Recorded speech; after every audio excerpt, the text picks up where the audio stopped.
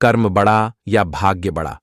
मित्रों, यह प्रश्न अधिकांश लोगों के मन में जरूर उठता है और वह इस प्रश्न का उत्तर जानने की कोशिश करते हैं, किंतु उन्हें इसका सही उत्तर नहीं मिल पाता। तो चलिए, आज हम सभी इस जटिल प्रश्न का उत्तर एक दिव्य कथा के माध्यम से जानते हैं। मित्रों, अनंत ब्रह्मांड के मध्य, जहां काल का प्रवाह भी मौन हो जाता है, वहां एक अद्भुत घटनाक्रम घटित होने वाली थी। भगवान महाकाल की छाया में स्थित यमपुरी, जहां धर्म और कर्म का न्याय होता है, उस दिव्य स्थान पर जब देवर्ष नारद जी नारायण नारायण का जाप करते हुए पहुंचे, तो समस्त यमदूत का सिर श्रद्धा से झुक गया और वातावरण में एक अद्भुत और दिव्य प्रकाश फैल गया। मित्रों, देवर्षि नारद जी को अपने सम्मुख देखकर यमराज अपने स्वर्णिम सिंहासन से उठकर खड़े हो गए और नारद मुनि को प्रणाम करते हुए बोले, हे देवर्ष, यमपुरी में आपका स्वागत है। अवश्य ही आप कोई विशेष संदेश लेकर आए होंगे। यमराज की यह बात सुनकर देवर्षि नारद जी अपनी वीणा की तारों को स्पर्श करते हुए बहुत ही मधुर स्वर में बोले, हे सूर्य तनय, हे दंडधारक, आज मैं आपके समक्ष कोई संदेश लेकर नहीं आया हूं। मैं तो अपने एक प्रश्न का उत्तर जानने की अभिलाषा से आपके पास आया हूं। तभी यमराज ने विनम्र स्वर में पूछा, हे देवर्षि, आप किस परम सत्य को जानना चाहते हैं? कृपया आप निसंकोच होकर अपना प्रश्न पूछिए। तभी देवर्ष नारद जी ने प्रश्न पूछते हुए कहा, हे धर्मराज, मैं इस संसार के एक गूढ़ रहस्य को जानने आया हूं। मैं यह जानना चाहता हूं कि इस संसार में सबसे बड़ा कौन है, धर्म या फिर भाग्य? मित्रों, यमपुरी के समस्त लोग इस अलौकिक प्रश्न का उत्तर सुनने के लिए एकत्र हो गए। ब्रह्मांड के दोनों छोरों से देवगण और सिद्ध महर्षि इस प्रश्न का उत्तर सुनने के लिए एकत्रित हो गए। नारद जी का यह प्रश्न सुनकर यमराज ने गंभीर स्वर में कहा, हे देवर्षि, जब काल और कर्म की गाथा का उद्घाटन होता है तो समस्त सृष्टि उसकी गूंज को अनुभव करती है। हे देवर्षि, आज आपने मनुष्य के कल्याण के लिए अति उत्तम प्रश्न पूछा है। मैं आपके इस प्रश्न का उत्तर एक अलौकिक और महान कथा के माध्यम से देना चाहता हूं, जिसका श्रवण करने के पश्चात आपको आपके प्रश्न का उत्तर मिल जाएगा। फिर यमराज ने कथा प्रारंभ करते हुए कहा, हे देवर्षि नारद जी, प्राचीन काल में कौशलपुर नाम का एक नगर था।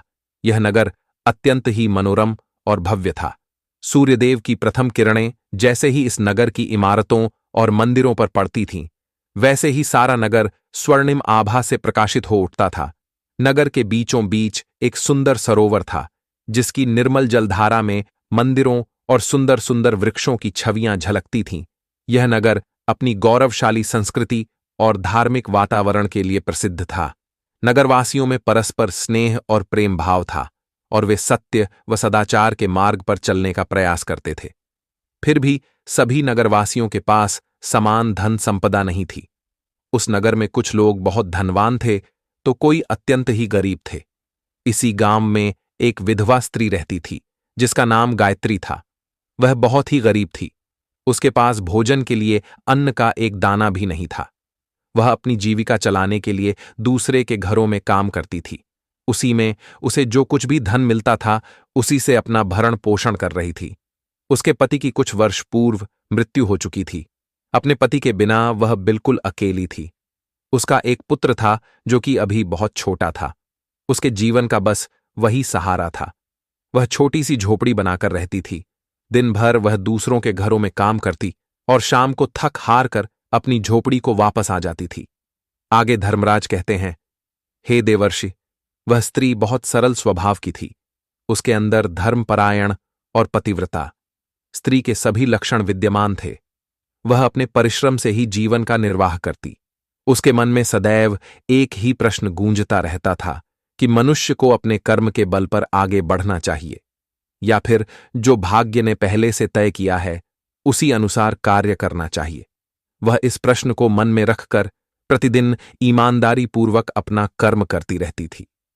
गायत्री ने अपने पुत्र का नाम प्यार से सुक्खू रखा था, किंतु वह इतना बदनसीब था कि उसके जन्म के पश्चात ही मानो दुखों के राम आ गए हों।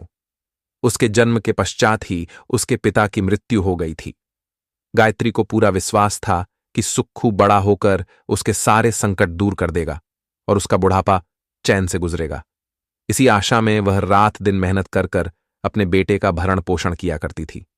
सुक्खू तो छोटा था, किंतु समझदार बहुत था। संयम और धीरज की उसमें कोई कमी नहीं थी। किसी भी बात को जानने के लिए उसमें प्रबल उत्सुकता रहती थी। एक दिन सुक्खू ने अपनी मां से पूछा, मां, हम इतने गरीब क्यों हैं? तब गायत्री ने कहा, पुत्र, ये सब तो ईश्वर की मर्जी है। वह जिसको चाहे अमीर बनाता है, गरीब बनाता है, जिसको चाहे रूपवान बनाता है, तो जिसको चाहता है कुरूप बनाता है। ये सब तो ईश्वर ने हमें पहले से ही भाग्य में लिख देते हैं, और जो भी हमारे साथ कुछ गलत होता है, इसमें भी किसी की गलती नहीं होती है। ये तो हमारे पूर्व जन्मों के पाप होते हैं। मगर यह उत्तर पाकर सुक्खू संतुष्ट नहीं हुआ और कहता है, मां, यह ईश्वर की मर्जी क्यों है? करुण स्वर में गायत्री ने कहा, पुत्र, यह सब किस्मत की बात है। किंतु सुक्खू को फिर भी इस बात से संतुष्टि नहीं होती है। तो फिर सुक्खू कहता है, ठीक है मां, यदि ईश्वर ही जाने तो इतना बता दो, ईश्वर कहाँ मिलेंगे? मैं ईश्वर से ही पूछूंगा कि हम इतने गरीब क्यों हैं। तब सुक्खू ने पूछा, किंतु मां, ईश्वर कहाँ मिलेंगे? तब गायत्री एक तो पहले से ही बहुत परेशान थी, फिर क्रोधित होकर कहती है, जंगल में रहते हैं। उसके हृदय में आंसू भर आते हैं और सुक्खू से कहती है, ईश्वर जंगल में रहते हैं पुत्र, किंतु तुम ना जाना वहां। किंतु सुक्खू ने उसी क्षण मन ही मन इरादा बना लिया कि वह ईश्वर को ढूंढेगा और उनसे पूछेगा कि हम इतने गरीब क्यों हैं। एक दिन वह जंगल की ओर चल दिया। जंगल घना और भयानक था। उसके हर ओर भय बना रहता। कंटीली कंटीली झाड़ियां उस जंगल को और भयावही बना रही थीं। उस जंगल में शेर, चीता जैसे खतरनाक जानवरों का हर वक्त आतंक मचा रहता। किंतु वह बालक निडर होकर सभी खतरों को पार करते हुए ईश्वर को ढूंढता रहा। वह इसके आंखों में आशा की झलक थी कि ईश्वर मिल जाएंगे। किंतु वह चलते चलते पूरे जंगल में भ्रमण कर लेता है, किंतु उसे ईश्वर की परछाई भी नहीं दिखती है। अब वह थक हार कर पत्थर की एक शिला पर जा बैठा और सोचने लगा कि मां ने तो कहा था कि भगवान जंगल में मिलेंगे, किंतु यहां तो कहीं नहीं है। आखिर ये अब मिलेंगे कहां? तभी संयोगवश पृथ्वीलोक का भ्रमण करते करते शिव और पार्वती उसी जंगल में आ पहुंचते हैं। उन्होंने उस बालक को वहां पर देखा तो उन्हें बड़ा ही अचरज हुआ कि यह अबोध बालक इस बीहड़ जंगल में बैठा क्या कर रहा है और यह किस कारणवश यहां बैठा है। तभी माता पार्वती ने भगवान शिव से कहा, स्वामी चलो, उस अबोध बालक के पास चलते हैं और उसकी व्यथा पूछते हैं। फिर उस बालक के पास शिवजी पूछते हैं, हे पुत्र, तुम कौन हो और तुम इस घने जंगल में अकेले क्या कर रहे हो? तब बालक ने उत्तर दिया, हम ईश्वर को ढूंढ रहे हैं। पार्वती ये शब्द सुनते ही स्तब्ध रह गई और पूछने लगी, हे पुत्र, किंतु ईश्वर से तुम्हें क्या काम है? तब सुखराम ने निर्भीकता से उत्तर देते हुए कहा, ईश्वर से पूछना चाहता हूं कि मैं इतना गरीब क्यों हूं? दूसरों की तरह हम पर भी भाग्य की कृपा क्यों नहीं है? मां पार्वती और शिव उस बच्चे का साहस देख बहुत प्रसन्न हुए। मां पार्वती तो करुणा की सागर है, उन्हें उस बच्चे पर बहुत ही दया आ गई और वह भगवान शिव से बोली, इस बच्चे का कुछ कीजिए, यह बालक तो बड़ा ही नादान है।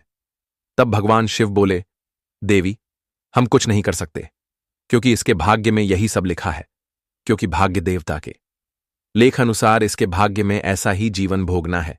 तब पार्वती कहती है, नहीं नहीं स्वामी, आपको कुछ करना ही होगा। मां पार्वती हठ करने लग जाती है। तब महादेव कहते हैं, जिद न करो पार्वती, यदि इसे हम कुछ दे भी दे तो इसके पास कुछ नहीं रुकेगा। इसे वैसा ही जीवन जीने दो जैसा कि भाग्यदेव चाहते हैं। तो पार्वती कहती है, नहीं स्वामी, गरीबी दूर करने के लिए इस पर कृपा करनी होगी। जब मां पार्वती जिद करने लगी तो महादेव ने बच्चे को एक हार दे दिया। हार पाकर सुक्खू खुशी से झूम उठा और बहुत खुश हुआ। फिर अपने घर की ओर चल दिया। मां पार्वती बहुत खुश थी कि उन्होंने एक अबोध बालक की मदद की और उसके दिन अब सुख से कटेंगे। किंतु त्रिलोचन भोले बाबा जानते थे कि यह हार उनके पास रहेगा ही नहीं। और अब चलते चलते सुक्खू सिंह के पेट में दर्द उठा और वह शौच के लिए इधर उधर देखने लगे। उसने महादेव का दिया हुआ हार पत्थर पर रख दिया और झाड़ियों के पीछे चला गया। तभी एक चील कहीं से उड़ती हुई आई और उस हार को उठाकर उड़ गई। जब उस लड़के ने देखा तब सब कुछ भूल कर चिल्लाने लगा, अरे मेरा हार, अरे मेरा, पत्थर उठाकर मारने लगा। लेकिन कब तक उस चील के पीछे भागता चील बहुत ऊंचाई पर पहुंच गई थी। देखते ही देखते कुछ वह चील उसकी नजरों से गायब हो गई। तब वह लड़का अपने हार खोने के कारण दुखी हो गया और रोते हुए अपने घर की ओर चला गया। घर पहुंचते ही उसने अपनी मां से सारा वृत्तांत कहा, किंतु उसकी बातों पर उसकी मां गायत्री को बिल्कुल भी विश्वास नहीं हुआ। किंतु उसकी बातों को सुनकर थोड़ी उदास अवश्य हो गई, परंतु मां की उदासी देख सुक्खू को बिल्कुल भी दुख नहीं हुआ, किंतु उसके अंदर और साहस जागृत हो जाता है और वह मन ही मन सोचता है कि कल फिर जंगल जाएगा और भगवान शिव और मां पार्वती को अपना दुख सुनाएगा और उस चील को दंड दिलवाएगा। उसका विश्वास था कि भगवान शिव उस क्रूर चील को अवश्य ही दंड देंगे। भगवान शिव और माता पार्वती कैलाश पर्वत पर बैठे हुए सारा दृश्य देख रहे थे। तभी शिव ने पार्वती से कहा, देवी देखो, उस बालक के पास कल वाला हार नहीं रहा है, उसे एक चील ले उड़ी है और वह दूसरा हार पाने व चील को दंड दिलवाने की इच्छा लिए वह लड़का आज फिर आ रहा है। तब मां पार्वती कहने लगी, हे स्वामी, आप उस दुष्ट चील को दंड दें या न दें, किंतु उस चील की सहायता अवश्य करें, उस लड़के की सहायता करके उसकी निर्धनता दूर करे। स्वामी, अब हम कुछ नहीं कर सकते। देवी, यदि तुम कहती हो तो हम ब्रह्मा से कहते हैं, वही इस बालक की कुछ सहायता करेंगे।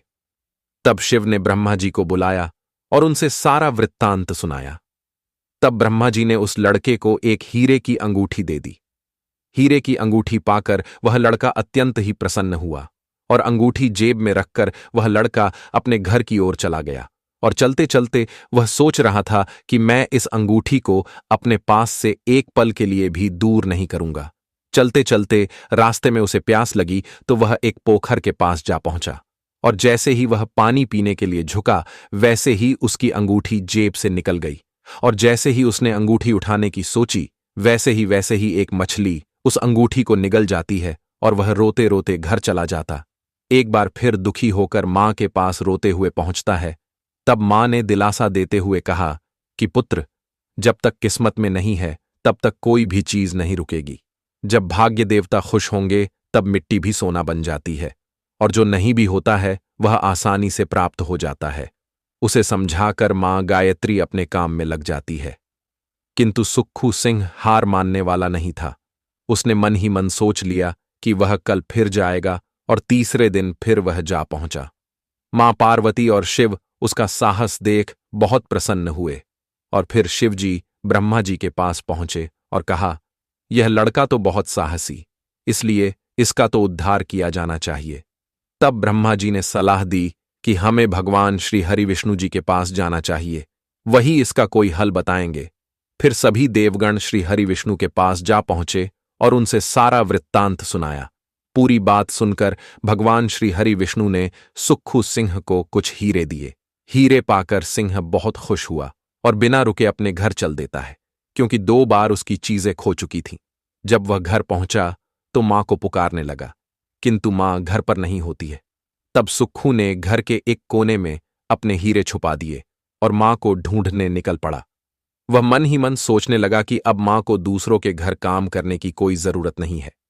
इधर सुक्खू अपनी मां को ढूंढने निकला कि उधर चोर उसके घर में घुसकर हीरे चोरी कर लिए। जब सुक्खू और उसकी मां घर आए तो इधर वह हीरे गायब थे। इतना ही नहीं, उसके घर की ओर भी सामानें गायब थी। यह सारा दृश्य देखकर सुक्खू की मां गायत्री को बहुत गुस्सा आता है और करुण स्वर में कहती है, सारा दिन घूमता रहता है आवारा की तरह, क्यों मुझे रोज नई नई कहानी बताता रहता है। यदि आज तू घर पर होता तो चोरी नहीं होती। सारा दिन आवारा की तरह घूमता है और जब शाम को घर आता है तो रोज डर की वजह से नई नई कहानी सुनाता है। मां की डांट सुनकर सुक्खू रोने लगता है, क्योंकि जो कुछ भी उसने बताया था वह सब तो से था। डांट खाकर लड़के की हिम्मत और बढ़ गई और अगले दिन फिर उसी स्थान पर जा पहुंचा। महादेव सोचने लगे कि इस लड़के के ऊपर इतनी मुसीबत आ जाने पर भी इसने हिम्मत नहीं हारी और कोशिश करता रहा। इतना सोचने के बाद महादेव स्वयं भाग्यदेव के पास गए और कहा, हे भाग्य देवता, यह लड़का तो बहुत ही साहसी, हिम्मती और धीरज वाला है। ऐसा व्यक्ति अभागा नहीं हो सकता है और इसे कुछ दे दो। आज्ञा पाकर भाग्य के देवता उसे एक सोने का सिक्का दे देते हैं। सिक्का लेकर सुक्खू सिंह अपने घर चला जाता है। सिक्का देखकर उसकी मां खुश होती है और सिक्का मिलते ही उसके सभी कार्य शुभ शुभ होने लगे थे। दूसरे ही दिन जब गांव में एक मछली बेचने वाला आया तो सुक्खू सिंह ने उस पैसे से मछली खरीद लिया। जब सुक्खू सिंह की मां ने मछली को काटा तो उसके पेट से वही अंगूठी निकली जो पोखर में गिर गई थी। उस अंगूठी को गायत्री ने अपने पास संभाल कर रख लिया और सुक्खू सिंह से कहा, जा पुत्र, जंगल से कुछ लकड़ियां ले आ, जलाने के लिए आज ईंधन नहीं है। तब सुक्खू कहता है, ठीक है मां, अभी जाता हूं, और कुल्हाड़ी उठाया चला गया और जाकर जंगल में एक पेड़ पर लकड़ियां काटने लगा। जिस पेड़ पर वह चढ़ा उसी पेड़ पर उस चील ने भी घोंसला बना रखा था, जो कि उसका हार उठा ले गई थी। सुक्खू सिंह ने देखा कि चील कहीं आसपास नहीं थी, तो उसने अपना हार उठा लिया और जो भी लकड़ियां थोड़ी बहुत थीं उन्हें लेकर चला गया। सुक्खू सिंह की मां हार पाकर बहुत खुश हुई। अब तो देखते ही देखते उनके दिन बदल गए और वे नगर में सबसे अमीर हो चुके थे। अब उनके घर में किसी भी चीज का कोई अभाव नहीं था। फिर ईश्वर का ऐसा करिश्मा हुआ कि जो चोर उसके घर से हीरे चुरा कर ले गए थे, उन्हें सपने में महादेव ने चेतावनी दी कि जो हीरे उस लड़के के घर से चोरी किए थे वे उन्हें तुरंत लौटा दो, नहीं तो मैं तुम्हारा सर्वनाश कर दूंगा। फिर उन चोरी ने उनके घर जाकर सारे हीरे दे दिए और अपनी गलती के लिए माफी मांगी। इस प्रकार उस अभागे का भाग्य चमक उठा। अब उसके घर में किसी भी चीज की कोई कमी न थी और उनकी गरीबी सदा के लिए खत्म हो गई और उनका भाग्य चमक गया। भले ही आपके भाग्य में कुछ भी नहीं लिखा हो, पर आपके आचरण अच्छे हैं तो आप वो भी पा सकते हैं जो आपके भाग्य में नहीं है। बस आपको ईश्वर के विश्वास, धैर्य और कर्म की जरूरत होती है। हजारों इसे उदाहरण मिलेंगे, जहां कर्म की प्रबलता है तो कहीं भाग्य की। जैसे कोई बीज तय करता है कि कौन सा पेड़ बनेगा, किंतु सही देखभाल, पानी और धूप मिले तो वह अधिक फल देने वाला वृक्ष बन सकता है। उसी तरह अगर हम अपने कर्मों को सही दिशा में लगाए तो पहले से तय भाग्य भी बदल सकता है। भाग्य उन्हीं पर मेहरबान होता है जो बाहें चढ़ाकर अपने कंधों को कष्ट देने को तैयार रहते हैं। परिश्रम सौभाग्य की जननी है। किसी का भी उदय अचानक नहीं होता है। सूर्य भी धीरे धीरे निकलता है और धीरे धीरे ऊपर उठता है। जिस व्यक्ति में धैर्य और तपस्या होती है वही संसार को प्रकाशित करता है। तो मित्रों, यह वीडियो आपको कैसी लगी? आप हमें कमेंट करके जरूर बताना।